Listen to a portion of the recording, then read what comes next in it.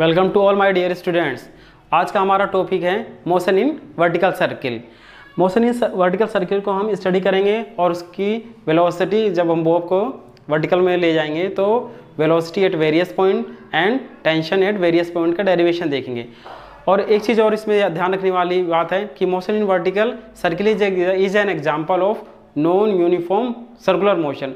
Non uniform circular motion इसलिए इसको कहा जाता है क्योंकि यहाँ पे जो वेलोसिटी है हर पॉइंट पे चेंज होती रहती है। वेलोसिटी हर पॉइंट पे चेंज होने की वजह से इसको क्या कहते हैं, नॉन यूनिफॉर्म सर्कुलर मोशन। तो सपोज जैसे हमारे कोई ये बॉब है, जो बॉडी है इसको हम क्या कहते हैं, बॉब। अब हमने मान लो इसको एक रस्सी से बांध दिया और इसको हमें कैसा मोशन देना है, वर्टिकल मोशन, ऐसे इस तरह करके वर्टिकल मोशन होगा ये यूँ, ना कि हॉरिजॉन्टल मोशन देना, ऐसे नहीं, इस तरह नहीं देना है, वर्टिकल मोशन देना है इस तरह। तो जब ये वर्टिकल मोशन हम देंगे तो वो पाथ कैसे इस तरह फॉलो करेगा, इस तरह का पाथ होगा या इस तरह हॉरिजॉन्टल नहीं है, वर्टिकल मोशन है इस तरह का। तो हम इसको देखते हैं डायग्रामेटिकली। सपोज ये सेंटर है ओ और हमने बॉब को सर्कुलर मोशन दिया है, टाई किया है ओ से, ये इसका लोवेस्ट पॉइंट है। ये बॉब है जिसका मास क्या है, स्मॉल एम। ये बॉब है जिसका मास क्या है, स्मॉल एम। फिर इसको हमने क्या किया है, इस वाले डायरेक्शन में, ये डायरेक्शन कौन सी होगी, anti clockwise direction. Anti clockwise direction में इसको हमने रोटेट करना शुरू करा है। तो ये इस पॉइंट का क्या हो जाएगा, लोवेस्ट पॉइंट, और ये वाला क्या पॉइंट हो जाएगा, हाईएस्ट पॉइंट। ये इसका क्या हो जाएगा, मिडिल पॉइंट एम। किसी लेट, जब हम यहाँ पे इसको रोटेट कर रहे होते हैं तो कोई पॉइंट आया किसी इंस्टेंट ऑफ टाइम पे, लेट ये पॉइंट क्या नाम क्या हो गया, पॉइंट पी, पॉइंट पी हो गया ये। अब ये जो स्ट्रिंग है, रस्सी, अब जो वेट, ये बॉडी है जिसका बॉब है जिसका मास क्या है, स्मॉल एम, तो वेट हमेशा कहाँ काम करता है, वर्टिकली डाउनवर्ड। लेट ये स्ट्रिंग एंगल बना रही है इसके साथ कितना, थीटा। जो वेट होता है हमेशा कहाँ काम करता है, वर्टिकली डाउनवर्ड, एम जी। अब हम जो इस मास को, जो वेट, सॉरी, इस जो वेट को है, वेट को हम दो कंपोनेंट में रिजोल्व करेंगे। कौन कौन से कंपोनेंट में, एक इसके टेंजेंशियली और एक इसके परपेंडिकुलर, ऐसे। तो ये एंगल अगर थीटा है, देखो इसको अगर हम स्टैंड करें, ये लाइन इस लाइन के पैरेलल है, तो ये वाला एंगल अगर थीटा, तो ये वाला एंगल भी क्या होगा, ये लाइन इसकी लाइन के पैरेलल होगी ना, तो ये वाला एंगल भी क्या हो जाएगा, थीटा। इसको कौन सा एंगल बोलते हैं, करस्पॉन्डिंग एंगल। तो this angle is also equals to theta. तो अगर ये एम जी है तो ये वाला कंपोनेंट कौन सा होगा, थीटा वाला के साथ कौन सा होता है, एम जी कोस थीटा। और ये वाला कंपोनेंट क्या होगा, एम जी साइन थीटा, दूसरा वाला है। और ये स्ट्रिंग है तो स्ट्रिंग अपनी तरफ खींचेगी बॉब को, तो ये फोर्स अंदर की तरफ लगाएगी टुवार्ड द सेंटर। इस वाले फोर्स को क्या कहेंगे, टेंशन फोर्स। तो ये क्या हो गया, इनवर्ट डायरेक्शन में।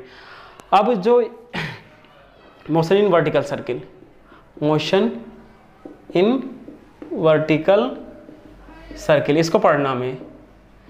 अब देखो क्या होगा कि टी और एम जी कोस थीटा, ये क्या है, एक लाइन में है। तो एम जी कोस थीटा और टी में कौन बड़ा होगा, अगर एम जी कोस थीटा बड़ा हो जाएगा टी से, तो जो स्ट्रिंग है ये क्या हो जाएगी, ब्रेक हो जाएगी।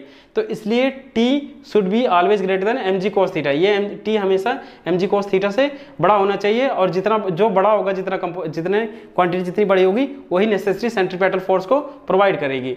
तो हम इस तरह लिख सकते हैं, T minus M G cos theta will provide necessary centripetal force so that body will complete the motion in vertical direction में। तो इसका क्या हो जाएगा, एम वी स्क्वायर अपॉन में आर। आर क्या है, यहाँ से इसकी रेडियस। सब कंपोनेंट हमने देख लिया। तो टी इक्वल्स टू हम क्या लिख सकते हैं, एम वी स्क्वायर अपॉन में R plus M G cos theta. अब देखो T equals to M V square R plus M G cos theta आ गया। टेंशन की वैल्यू जो है मिनिमम कब होगी, T will be minimum when, कब होगी टी की वैल्यू मिनिमम, जब कोस थीटा की वैल्यू क्या होगी, मिनिमम। और कोस थीटा की वैल्यू मिनिमम कब होती है, जब थीटा की वैल्यू यहाँ पे क्या हो जाए, 180 डिग्री। थीटा की वैल्यू, यहाँ से हम रिफरेंस पॉइंट इसको ले रहे हैं, यहाँ से ये वैल्यू है। अगर ये एंगल ऐसे रोटेट करके यहाँ पहुँच जाए तो ये थीटा बराबर कितना हो जाएगा, 180 डिग्री। मतलब हमारा जो ऑब्जेक्ट कहाँ पहुँच चुका होगा, एच पे। तो थीटा की वैल्यू कितनी हो जाएगी वहाँ पे, कोस 180 की वैल्यू कितनी हो जाती है, -1। तो टेंशन की वैल्यू कितनी हो जाएगी, मिनिमम। तो T will be minimum and क्या हो जाएगा, ये एम, यहाँ पे हम या एच वाले पॉइंट पे ऑब्जेक्ट हमारा यहाँ पहुँच चुका है, तो यहाँ क्या रख दो, M V H square upon में आर माइनस ये क्या cos 180 की वैल्यू कितनी होती है -1, या फिर ऐसे लिख लो प्लस mg cos 180 की वैल्यू कितनी हो गई -1, तो ये क्या हो जाएगा टी मिनिमम इक्वल्स टू क्या हो जाएगा M V H square upon में आर माइनस एम जी। देखो बॉडी को कंप्लीट लूप करने के लिए फॉर कंप्लीटिंग द लूप तो टी मिनिमम हमेशा क्या होना चाहिए, टेंशन हमेशा क्या होना चाहिए ग्रेटर देन इक्वल्स टू 0, अगर so that it will complete the motion. अगर टी मिनिमम की value for looping the circle, for looping का मतलब है लूप को एक्वायर करना, अगर टी मिनिमम की वैल्यू लेस देन 0 हो जाएगी तो ये जो स्ट्रिंग है क्या हो जाएगी break, then string will break और मोशन आगे नहीं होगा।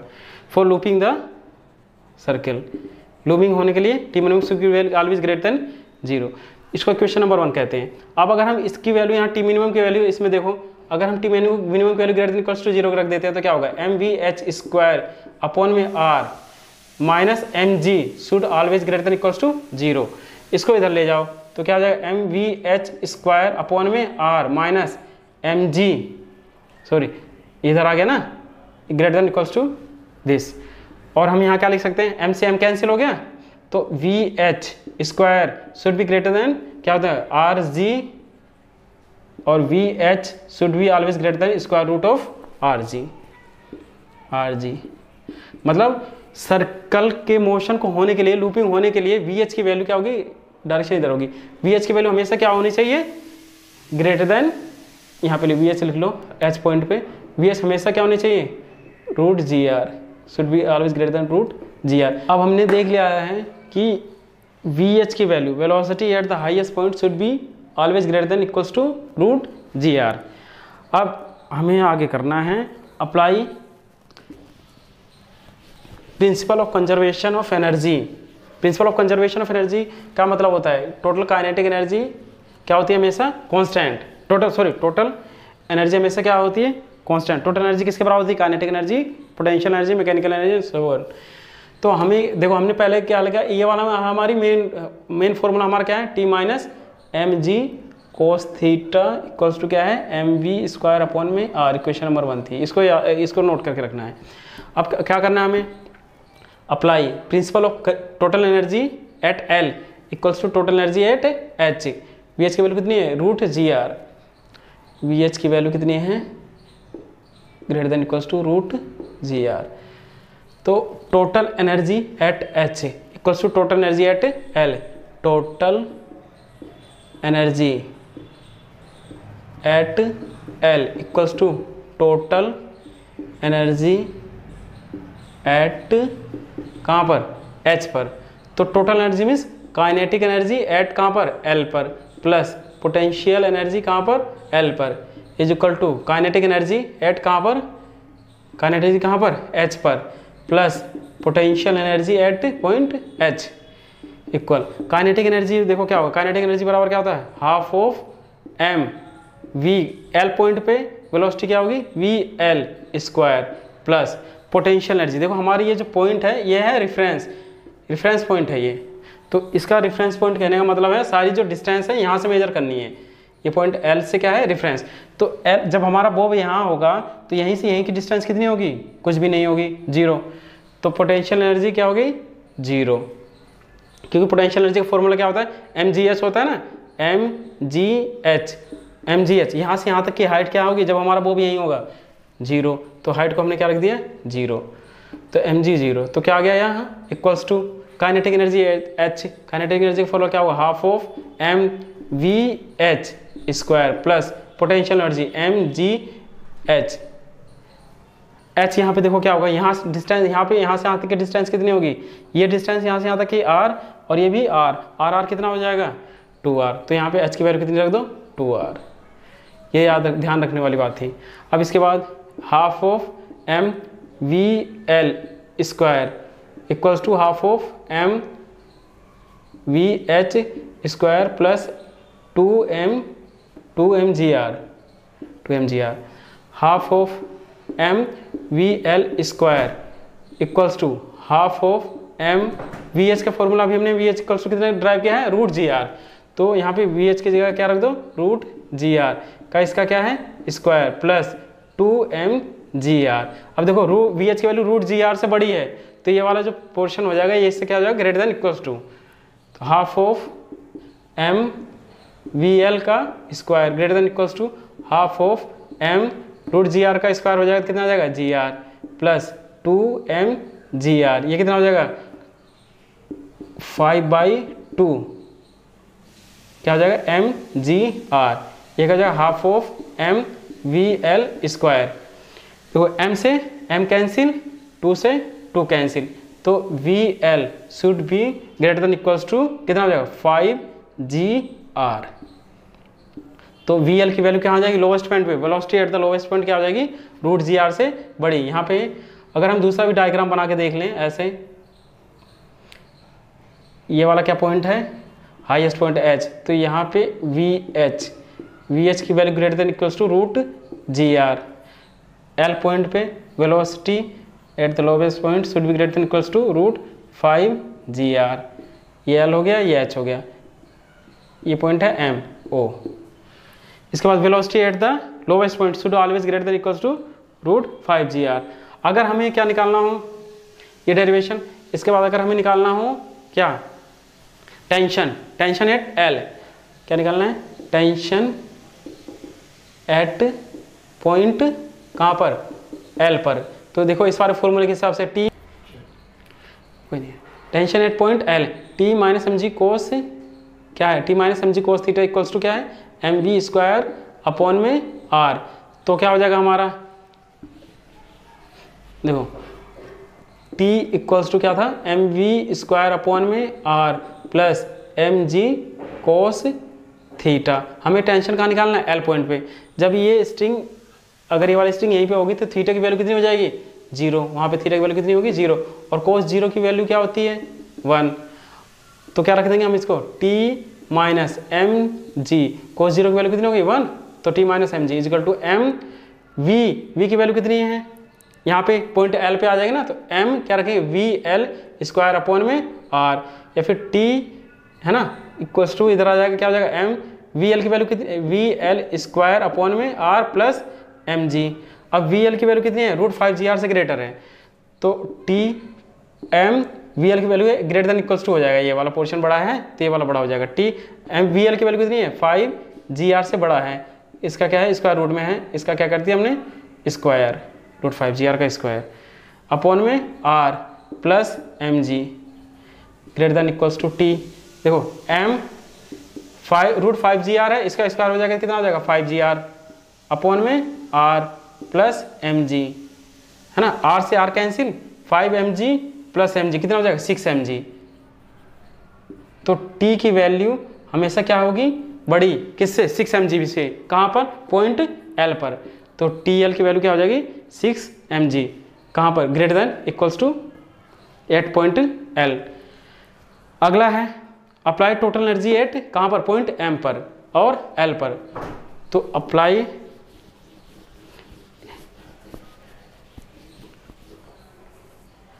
टोटल एनर्जी एट हमारा क्या होगा टोटल एनर्जी एट कहाँ पर L पर, total energy at M equals to total energy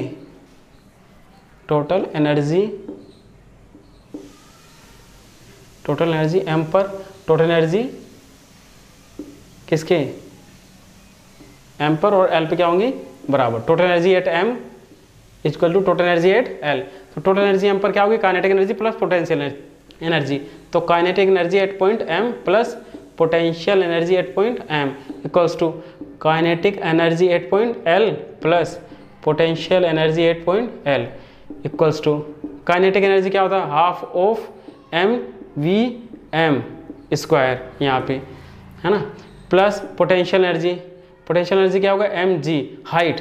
इस वाले पॉइंट की यहाँ से रेफरेंस बताया था मैंने, डिस्टेंस को यहाँ से मेजर करना है, तो यहाँ से यहाँ तक की वर्टिकल डिस्टेंस क्या होगी ऐसे, अगर हम इसको एक्सटेंड करें यहाँ से यहाँ तक की डिस्टेंस जो होगी इसके बराबर होगी, तो डिस्टेंस कितनी है रेडियस, तो कितनी होगी r plus kinetic energy half of M V L square, kinetic energy L पे क्या है वी एल, तो वी एल की value half of plus potential energy M G. अभी हमने देखा यहाँ से यहाँ पे डिस्टेंस को यहीं से यहीं मेजर करना है, तो यहाँ से यहाँ तक की हाइट कितनी होगी 0, तो ये हो गया 0।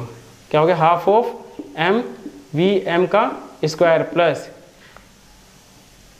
इसको इधर ले गए एम जी आर को, half of M V L square minus M G R, half of M V M square, अब equals to half of M V L की वैल्यू कितनी है, रूट 5GR से बड़ी है, रूट 5GR रूट और इसका स्क्वायर माइनस MGR। अब ये क्या है, ये ग्रेटर देन है किससे, VL से, तो ये वाला जो कंपोनेंट है ये इससे क्या हो जाएगा, ग्रेटर देन इक्वल्स टू। अब क्या करो solve, half of M V M का square greater than equals to half of M, ये रूट का स्क्वायर क्या हो जाएगा 5GR minus MGR equals to half of M V M का स्क्वायर, ये क्या हो जाएगा 5/2 माइनस 1 कितना हो जाएगा 3/2 MGR। यहाँ 2 से 2 कैंसिल, m से m कैंसिल, तो VM greater than equals to कितना आ जाएगा 3GR, VM की वैल्यू ग्रेटर देन कितना आ जाएगा स्क्वायर रूट ऑफ 3GR। तो वेलोसिटी एट m पॉइंट पर कितना हो जाएगा, ये पॉइंट m है, तो वेलोसिटी एट पॉइंट m पर कितना हो जाएगा, great VM should be greater than equals to root 3GR। हमने देखो क्या करा, वेलोसिटी एट L कितना आया root GR, velocity at point L कितना आया greater than equals to root 5GR, velocity at point L कितना आया m कितना आया रूट 3GR। अब क्या करते हैं, वेलोसिटी निकाल लिया हमने और यहाँ पे देखो हमने टेंशन निकाली, यहाँ पे टेंशन की वैल्यू मिनिमम टेंशन कितनी होनी चाहिए लूपिंग करने के लिए, greater than equals to 0। TL की वैल्यू कितनी होनी चाहिए 6 mg, इससे पहले हमने देखा है। अब यहाँ हमारा काम क्या बचा, टेंशन निकालना, कौन से पॉइंट पे m पे, तो टेंशन कितनी होगी, टेंशन देखते हैं, इस वाले फॉर्मूले में ही रखेंगे वैल्यू।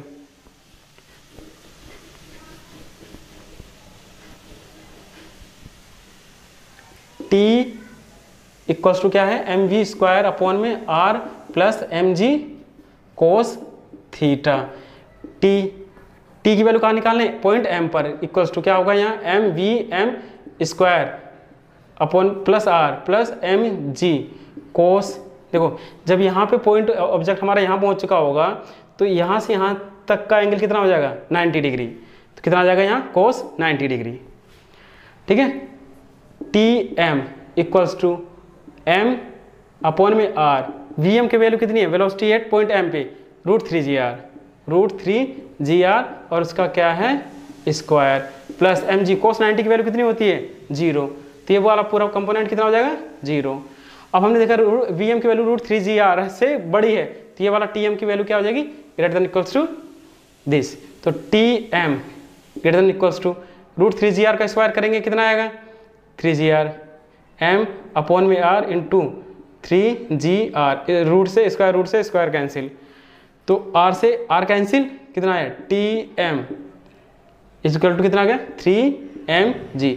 Tm की जो वैल्यू है 3mg के बराबर होनी चाहिए या हमसे उससे हमेशा बड़ी होनी चाहिए, तो Tmg should be greater than equals to 3mg Tm। तो अब देखो हमने क्या करा, वेलोसिटी हमने, हमारा काम क्या रहा, velocity at point h greater than equals to root GR, velocity at point L is equal to root 5GR and tension should be greater than 6 mg, velocity at m root 3GR, tension कितनी होनी चाहिए 3mg से हमेशा बड़ी होनी चाहिए। अगर हम देखें, अगर हमें बॉडी को लूपिंग करवानी है, फॉर लूपिंग द लूप,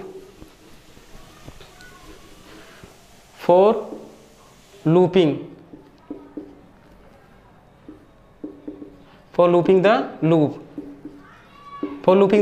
अगर लूपिंग द लूप का मतलब है इस लूप को एक्वायर करने के लिए वेलोसिटी कितनी होनी चाहिए, मिनिमम वेलोसिटी कितनी होनी चाहिए, so that body will complete the loop. अगर हम वेलोसिटी रूट GR, हम अगर कहते हैं velocity minimum velocity root GR होगी, तो यहाँ पे तो रूट GR हो सकती है, लेकिन यहाँ पे आने के बाद वेलोसिटी कितनी हो जाएगी, अगर यही वाली वेलोसिटी मिनिमम रूट GR आती, अगर यहाँ पे भी रूट GR होगी मिनिमम वेलोसिटी, तो लेकिन यहाँ पे हमने डेरिवेशन में निकाला कितना 5GR, अगर यहाँ पे भी रूट GR होती, मतलब अगर हम मिनिमम वेलोसिटी रूट GR कहेंगे तो ये क्या होगा वेलोसिटी, तो लेकिन हमें मिनिमम वेलोसिटी कितनी चाहिए रूट 5GR, तो ये कंप्लीट नहीं कर पाएगा। इसका मतलब क्या है, अगर वेलोसिटी को जो यहाँ पे मैक्सिमम वेलोसिटी अगर ये मिनिमम हो हर पॉइंट पे, अगर ये मैक्सिमम वेलोसिटी कितनी है रूट 5GR, अगर इस पॉइंट पे हम जाएंगे तो कितनी होगी रूट 3GR, तो यहाँ पर भी बॉडी मोशन को करेगी क्योंकि 5GR किससे बड़ा है 3GR से। और यहाँ पे कितने, यहाँ पे ये बॉडी जब जाएगी यहाँ पर, तो भी यहाँ पे वेलोसिटी कितनी होगी इसके पास, √5 g, तो जो किससे बड़ी है, √g से। इसलिए फॉर लूपिंग द लूप के लिए मिनिमम वेलोसिटी कितनी होनी चाहिए, for looping the loop minimum जो वेलोसिटी होनी चाहिए बॉब की कितनी होनी चाहिए, हमेशा greater than equals to v√5 से। तो ये वेरी इंपॉर्टेंट है, फॉर लूपिंग द लूप के लिए मिनिमम वेलोसिटी कितनी होनी चाहिए, √5 से। अगर √5 से वैल्यू कम होगी किसी भी पॉइंट पर, इस वाले पॉइंट पे, तो सर्किल के मोशन को ये एक्वायर नहीं करेगी वर्टिकल मोशन में। तो आई थिंक ये ऑल अबाउट था किसके बाद, प्रोजेक्टाइल सॉरी बॉडी गिवन कौन सा, वर्टिकल मोशन। अगर इसमें आपको कहीं किसी पोर्शन में डाउट है तो आप कमेंट सेक्शन में जाके बता सकते हैं। Thank you.